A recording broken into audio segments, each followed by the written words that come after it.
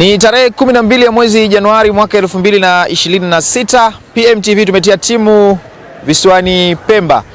Hakuna mwanzo unaokosa kuwa na mwisho, ndivyo bado tunaweza kuzungumza kwa sasa. Baada ya kuanza safari ya Mapinduzi Cup mwaka 2026 pale Unguja katika dimba la New Amani, na hatimaye wababe wawili kutoka Tanzania bara, nazungumzia Yanga Sports Club pamoja na Azam FC, wakifanikiwa kwenda hatua ya finali ya kombe kwa msimu wa 2026, na safari yao itakwenda kutamatishwa kesho hapa katika dimba la Gombani visiwani Pemba. Young Africans mara ya mwisho kuja katika uwanja huu waliondoka na kombe la Muungano mbele ya JKU goli 1-0, goli kifungwa na Maxim pia Nzengeri. Historia ipo kwa ajili ya kuandikwa, lakini pia ipo kwa ajili ya kufutwa. Wanarudi tena hapa katika uwanja huu wa Gombani dhidi ya Azam FC wanalambalamba, ambao katika msimu huu mwaka 2026 hawajakutana katika sehemu yoyote.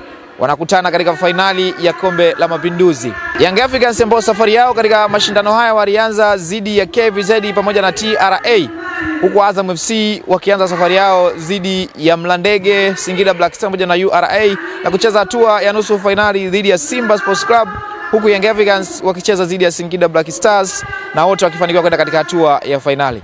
Nini ambacho kitakwenda kutokea katika mchezo huu wa finali? Hapa niliposimama ni katika uwanja ambao utakwenda kutumika siku ya kesho majira ya saa 10 kutafuta bingwa mpya wa michuano hii ya Mapinduzi kwa mwaka 2026, huku msimu uliopita bingwa mtetezi akiwa ametolewa mapema kabisa katika hatua za awali, ikiwa namzungumzia Mlandege Football Club.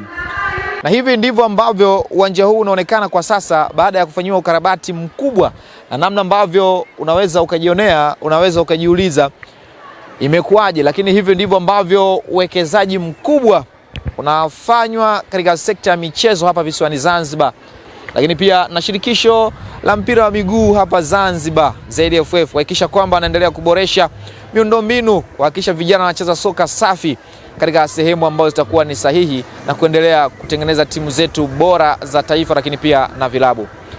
Nguvu kubwa ya PMBet inatufanya tuendelee kukuhabarisha kila ambacho tunastahili kukipata. Anachotakiwa kufanya ni kuendelea kujiunga na familia mabingwa, kuandika www.pmbet.co.tz ili uwe miongoni mwa wafalme ambao wanaishi kifalme kwa kushinda magari pamoja na pesa taslimu. Langu jina ni Muhsin Kimonje, nyuma ya kamera ni Amani Ndimbo.